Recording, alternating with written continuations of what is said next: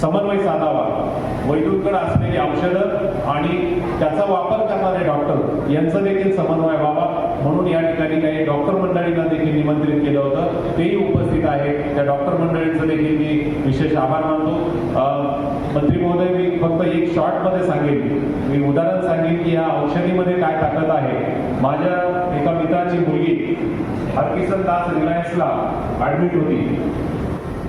खूप मोठ्या प्रमाणावर म्हणजे जवळपास 21 दिवस तिच्यावरती उपचार केले, पण तिचं डायग्नोज होत नव्हतं. तिचं काय कारण आहे ते याचं त्या व्यक्तीचं नाव सांगणार नाही, परंतु वैद्यूंच्या उपचार पद्धतीमध्ये काय ताकद आहे की ज्या हरकिसन दास रिलायन्समध्ये 15 लाख 20 लाख रुपयाचं 21 दिवसामध्ये बिल झालं, त्या हॉस्पिटलमध्ये उपचार झाला, निदान झालं, पण उपाय नाही मिळाला. तोच आपल्या एका आंबेगाव मधल्या गोडेगाव प्रकल्पातल्या एका वैद्यूकडनं त्यांनी एक औषधोपचार घेतला. आज त्या मुलीचं 1.5 महिन्यामध्ये म्हणजे जवळपास 6 आठवड्यामध्ये 4 किलोचं वजन वाढलं आणि तिला असलेला आजार पूर्ण गायब झाला. ही खऱ्या असताना आमच्या आदिवासी वैद्यकीय उपचारामध्ये ताकद आहे. मी स्वतः सांगू शकेन, कारण मी तळोद्याला आदिवासी विकास विभागामध्येच काम करत असताना, प्रांत अधिकारी असताना मला स्टोनचा प्रॉब्लेम झाला, फुटकड्याचा प्रॉब्लेम झाला. मला डॉक्टरने ऑपरेट करायला सांगितलं. मी त्यावेळी प्रांत होतो, त्यामुळे मला खूप मान सन्मान होता. एक आदिवासी वैद्य मला भेटले, ते मला म्हणजे सर तुम्ही काय ऑपरेट करू नका, मी खात्री देतो की मी तुमचं 15 ते 3 आठवड्यामध्ये तो 6 ml चा कडा डिझॉल्व्ह करून दाखवेल. आणि सर खरंच ते मला त्या आदिवासीने जे औषध दिलं, त्या औषधाच्या भरोश्यावर माझा तो स्टोन जो होता तो डिझॉल्व्ह झाला. मी त्याच्यावरती ऑपरेट केलं नाही. म्हणजे आमच्या आदिवासी वैद्य ताकद आहे. आता याच्यात प्रश्न फक्त एवढाच आहे की आदिवासी वैद्यकडे असलेली उपचार पद्धती आणि आदिवासी डॉक्टर आयुर्वेदिक डॉक्टर यांचा जर समन्वय झाला तर यांना जर मार्केट उपलब्ध करून दिलं तर हीच आमची औषधं, हीच आमच्या रोजगाराचं साधन ठरू शकतं. त्यानिमित्तानं त्यासाठी आमचा आदिवासी विकास विभाग आणि DRDAच्या माध्यमातून आम्ही हा निश्चित प्रयत्न करू. त्यानिमित्तानं त्यामुळे मी विशेषतः या वैद्यूंच्या या कार्यक्रमासाठी उपस्थित झाले त्याबद्दल त्यांचे सर्वांचे आभार. आणि खऱ्या अर्थानं ज्यांच्यासाठी हा कार्यक्रम आयोजित केलेला आहे ते सर्व माझे आदिवासी बांधव, बंधू आणि भगिनी, मंत्री महोदयांनी व्यक्त केलेल्या अपेक्षा पूर्ण एकदम शॉर्टमध्ये आजचा हा आदिवासी विकास विभागाच्या वतीनं आयोजित आदिवासी विकास परिषद आणि आदिवासी निसर्गोपचार पद्धती आणि वनौषधी महत्व हा जो शासनाच्या वतीनं आयोजित केलेला कार्यक्रम,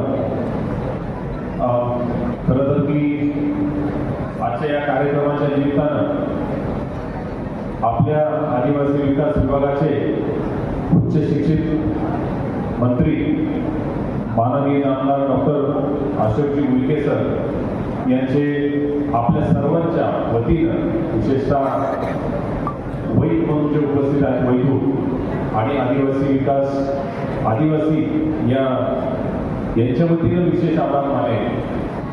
माननीय आमदार साहेब सकाळी 5 वाजता मुंबईवरून प्रवास करून इथं आपल्या कार्यक्रमासाठी विशेष उपस्थिती दिली. मगाशी त्यांनी आपल्या भाषणामध्ये सांगितलंच की जवळपास 14 तासाचा प्रवास त्यांनी आपल्यासाठी केलेला आहे. आणि आपल्या आदिवासीच्या उन्नतीसाठी मंत्री महोदयांना मी सांगू इच्छितो की सर, गेली 1 वर्ष मी या आदिवासी विकास विभागामध्ये काम करतोय.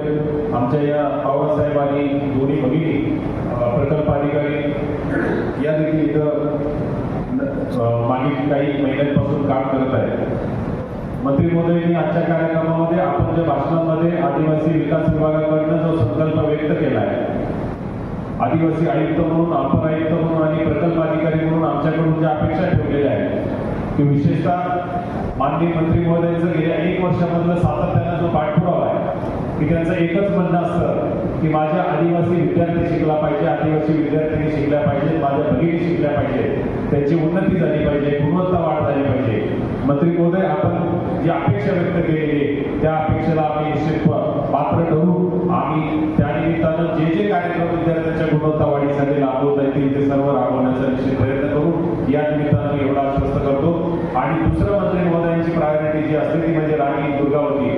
आदिवासी महिलांना रोजगार मिळाला पाहिजे, आदिवासी महिला सक्षम झाला पाहिजे, त्यांची रोजगाराच्या निमित्तानं असलेली भटकंती थांबली पाहिजे. ही जी अपेक्षा मंत्री महोदय प्रत्येक कार्यक्रमामध्ये व्यक्त करतात. मागं 9 तारखेला नाशिकमध्ये मंत्री परिषद आदिवासी विकास विभागाची परिषद झाली, सर्व प्रकल्प अधिकारी उपस्थित होते. त्यावेळी देखील मंत्री महोदयांनी हीच रास्त अपेक्षा व्यक्त केली. मंत्री महोदय, जो आम्ही अपर आयुक्त म्हणून आणि आदिवासी विकास विभागाचे सर्व प्रकल्प अधिकारी यांच्या वतीने आपल्याला